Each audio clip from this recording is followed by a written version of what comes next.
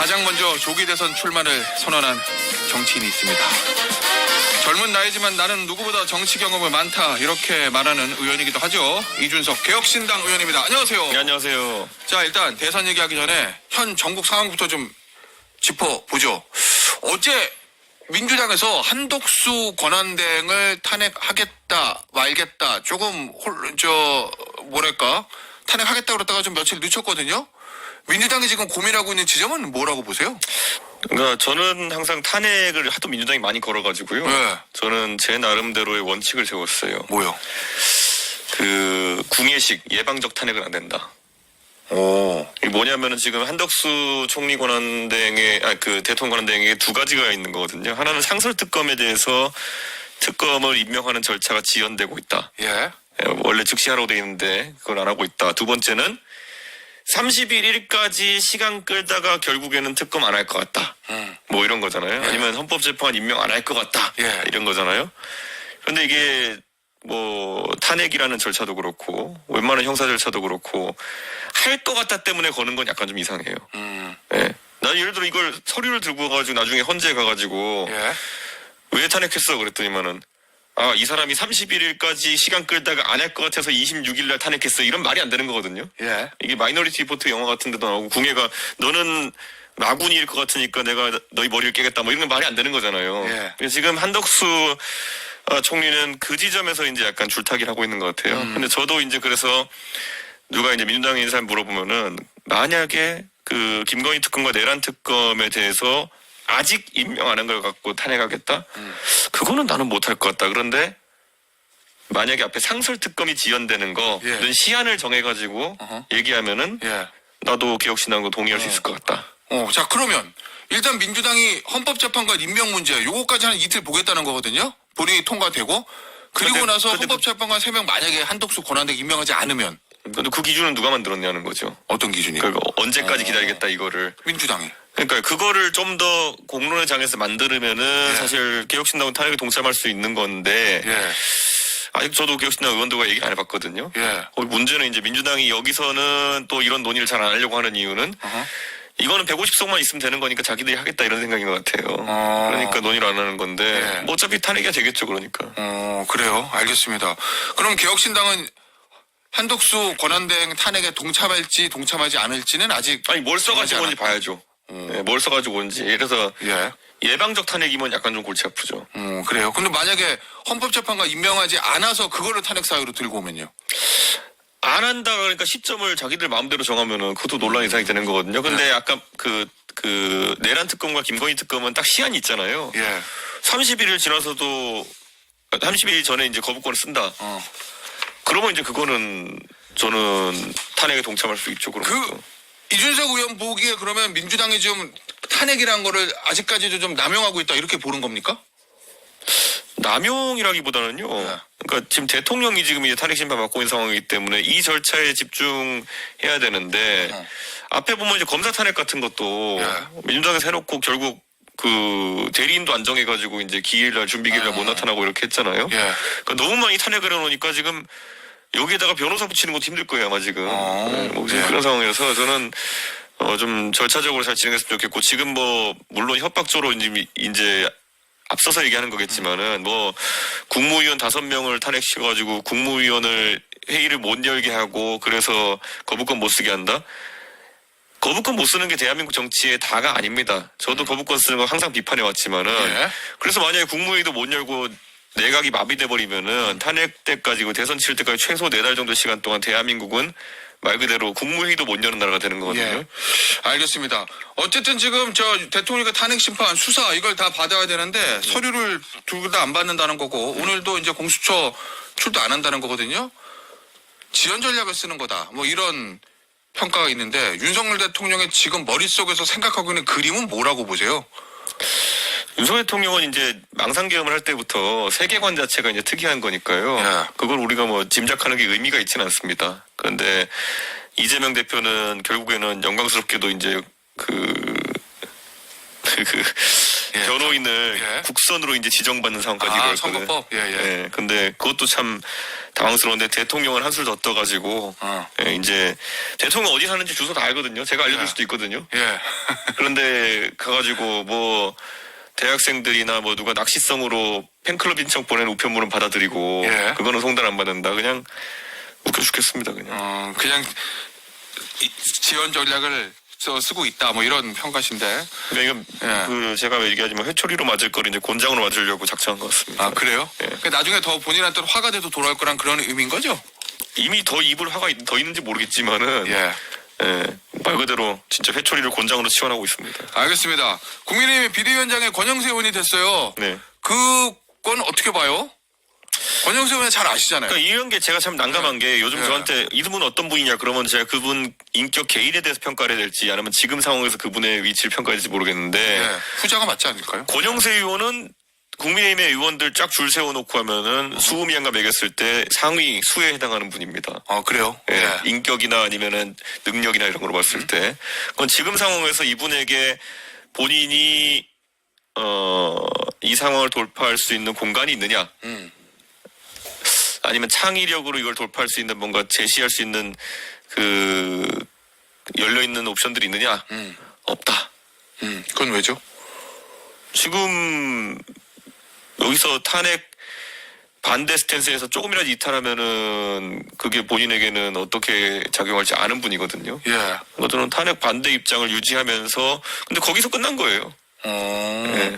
아니, 그럼 결국 이제 근본적인 문제인 건데, 그럼 누가 비대위원장이 돼도 국민의힘에 달라질 게 없다, 뭐 이런 의미인 거잖아요. 국민의힘이 지금 이 상황에서도 대통령을 끊어내지 못하는 이유는 뭐라고 보세요? 저는 많은 사람들이 국민의힘의 의원들에게 옳고 그름을 강제하는데요. 예. 당신들이 옳은 길로 가야지. 저도 정치인이면 당연히 그래야 된다 생각합니다. 그런데 이분들한테는 지금 옳고 그름이 아니라 내가 죽느냐 사느냐의 문제가 돼버린 거예요. 대통령을 끊어내면 죽어요? 왜냐하면은 우리가 봤을 때 보통 정권이 5년이라고 하면요. 예. 1년 차에는 이제 내부 정리 속가내기를 하고 2, 3년 차에 이제 아주 속되게 표현하면은 해먹을 걸 해먹고 예.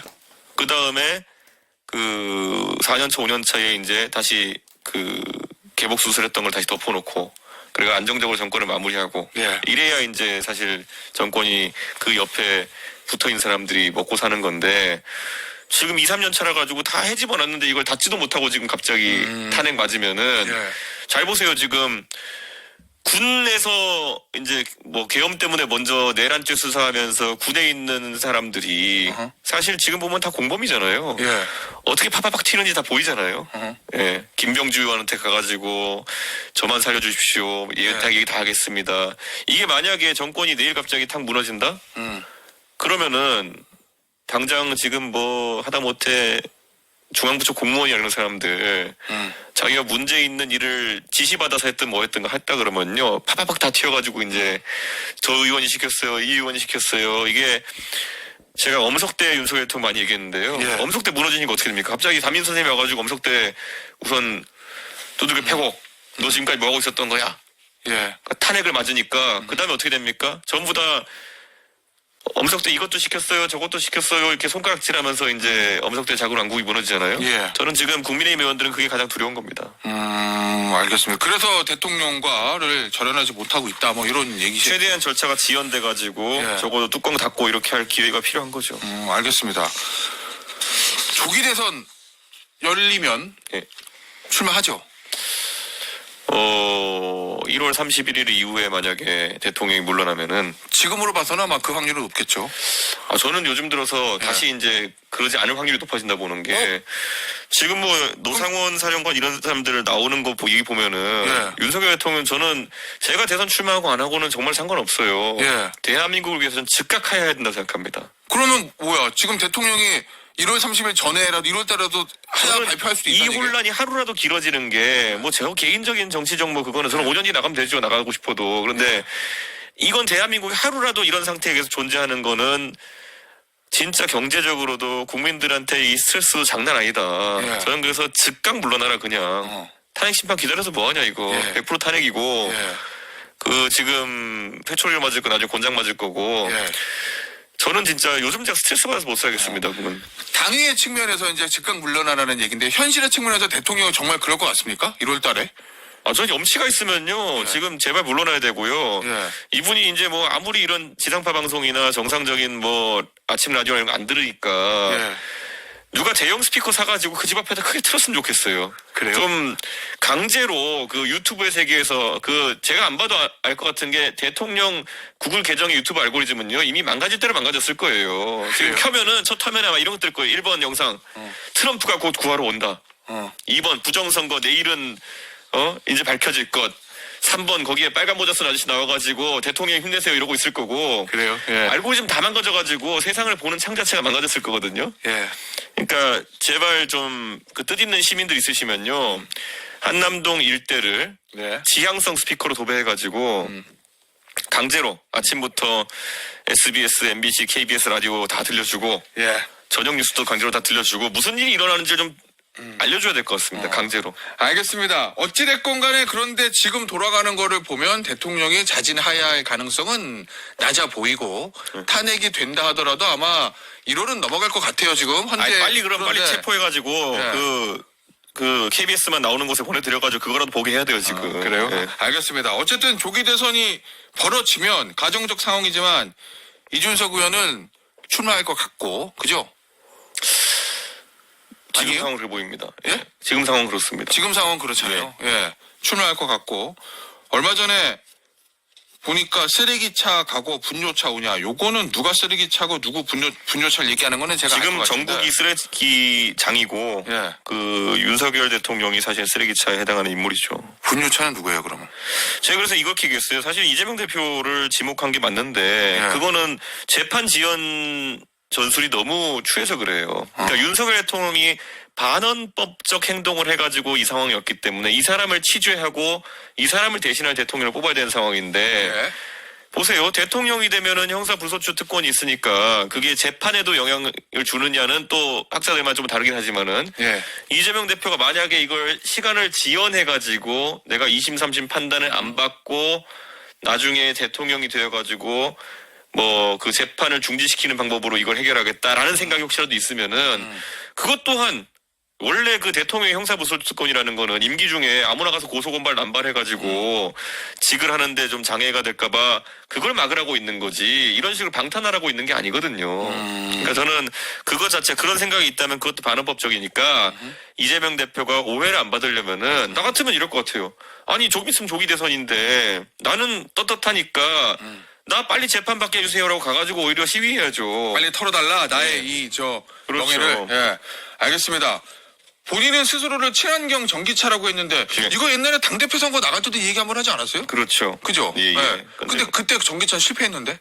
왜요? 당대표 됐잖아요. 아, 됐는데 금방 나왔잖아요. 그거는 쓰레기차가 밀고 간 거고. 그건 그래요? 쓰레기차가 치고 간 거고, 그거는요. 예. 그거는. 예. 본인은 왜 친환경 전기차예요? 저는 얼마나 깨끗하게 정치해왔습니까? 예. 제가 뭐 재판 지원하려고 했습니까? 예. 전 살면서 기소도 안 돼본 사람입니다. 예. 그렇기 때문에 뭐 이런 부분에 있어가지고는 떳떳하게 제가 예.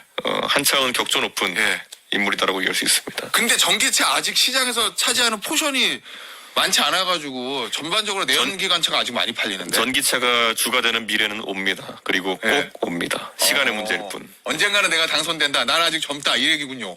꼭 옵니다. 그 세상은. 그래요? 알겠습니다. 자, 그런데 이런 얘기도 했어요. 동탄 모델 3자 구도로 대선을 완주하면 승산이 있다. 네. 정말요? 3자 구도로? 오히려 현실적으로. 오히려 그게 그 양자 구도로 가가지고 그 가는 것보다 확률이 높죠. 제가 동탄 왜요? 선거 치를 때도 그때 보면은 제가 한 처음에 시작할 때 20% 정도 그리고 그 국민의힘 후보가 한 20% 정도 예. 그리고 민주당 후보가 40% 정도 나오는 상황을 시작했거든요. 예. 그런데 결국은 나머지 20%는 관망하고 있는 유동적인 국민들이 예. 아주 선거를 세밀하게 보고 있는 거예요. 예. 그래서 비전이나 이런 걸 보고 선택하는 분들이 그 정도 있기 때문에 예. 3자 구도에서 그런 분들의 합리적인 표를 받아가지고 선거를 치르는 게 훨씬 유리하지. 예. 이거 제가 봤을 때 동탄에서 제가 무리하게 뭐 정치적 수를 더 단일화하자 그러고 1대1 했으면요. 그러면은 들어오는 표보다 더 많이 나갔어요. 근데 네. 의원님 동탄은 아무래도 네. 노년층 유권자가 적고 네. 젊은층 유권자가 많으니까 의원님의 그 전략이 성공할 수도 있었는데 대선은 전국 선거잖아요. 네. 잘못하면 표 나올 데가 없는 거 아니에요? 그래도 상관없습니다. 대구에서도 안 나오고 그래도 상관없습니다. 선거는 광주에서도 안 나오고. 선거는 미래지향적으로 가야 되는 거지. 네. 지금 가가지고 예를 들어서 뭐 뻔하거든요. 나중에 가면 국민의힘 후보는 예. 지난 탄핵 대선 때도 보면 홍준표 후보가 그 당시에 예. 나중에 가서 이러다 안철수한테 지는 거 아니야? 그러니까 급하니까 굉장히 강경 오른쪽 노선을 들고 가가지고 예. 24% 정도 표를 사수하겠다 나섰던 거거든요. 저는 그렇게 가는 그 경향성과 같이 가가지고는 예. 제 스스로가 정치적 미래가 없다는 생각합니다. 그러면 이번 조기 대선이 열리면 국민의힘 후보와의 단일화 또는 더 나아가서 국민의힘과 개혁신당의 합당 절대 없다. 불가능합니다. 현재로서는 예. 정치는 생물인데 혹시 모르잖아요. 아니 근데 예를 들어서 예. 갑자기 그 국민의힘에서 예. 제가 봐도 그 개혁적인 인물 예. 정말 봤을 때 저 사람이 어떻게 경선을 뚫었지? 하는 정도가 나올 정도의 각성이 일어나면은 누구? 예를 들면요. 아직까지는 그런 사람도 없어요. 제가 봤을 때는. 아 그래요? 예. 뭐 있는 것처럼 보여도 그냥 전부 다 위장한 사람들이고 예. 거기다 결정적인 때 안 나타나고 그냥 감나무 밑에서 감이 떨어지기 기다리고 있는 사람들 이런 사람들로는 예. 예, 지금 뭐 누가 봤을 때 누가 기억자에 예를 들어요. 예. 우리 상욱이 형님 아 김상우 의원? 우리 예. 김상욱 의원 재선 나와가지고 예. 되면요. 그럼 제가 상욱이 형이랑 만나가지고 논의할 수 있습니다. 정치적 일정을. 아 그 정도는 돼야 된다. 아 상욱이 형님만큼 이번 국면에서 멋있는 사람이 어디 있었어요. 아 그래요? 네. 뭐 지금 나오고 있는 오세훈 시장이랑 홍준표 시장이 후보가 되면은 안 됩니까 단일화? 제가 아는 원래 오 시장님의 개혁 노선이라든지 예. 아니면 홍 시장님의 할 말하는 그런 노선 그런 게 나오면은 예. 모르겠지만 최근에 탄핵 관련한 스탠스나 아니면 이런 부분은 뭐 예. 경선을 앞두고 있다 생각해서 그런지 모르겠지만은 예. 두 분이 좀 오른쪽에 너무 소구하려고 하는 거 아닌가 아 그래요? 네, 그런 생각이 듭니다. 만약에 한동훈 전 대표가 후보되면요? 그분은 뭐 평가 안 하겠습니다. 왜요? 그분은 지금까지 정치하시면서 예. 이랬다가 저랬다가 왔다 갔다 하면은 그 노래 가사의 뒤가 뭔지 다 알거든요. 아 예. 싸이신 노래 얘기하는 거구나. 예. 그래서 예. 알겠습니다. 후보가 될 일은 없다. 뭐 이런 취지인 것 같아요. 네. 이준석 의원의 얘기는. 아니 뭐 되면 놀랍고요. 저는 예. 한동훈 대표가 가려고 했던 방향성 자체는 저는 옳았다 보기 때문에요. 예. 그래서 한동훈 대표가 그걸 다 이랬다가 저랬다가 왔다 갔다 한 다음에 용이 된다면 예. 그런 노래는 없지만 하여튼 용이 된다면은 예. 그러면 뭐 얘기해 볼 수 있겠죠. 오, 어쨌든 방향성 맞으니까 후보가 되면 얘기는 해볼 수 있다. 이런 얘기예요. 노래 가사 자체가 말이 안 되잖아. 이랬다가 저랬다가 왔다. 나 완전 용됐어가 나오겠냐고요. 예. 알겠습니다. 오늘 인터뷰는 여기서 마무리하도록 할게요. 지금까지 개혁신당의 이준석 의원이었습니다. 감사합니다. 예, 감사합니다.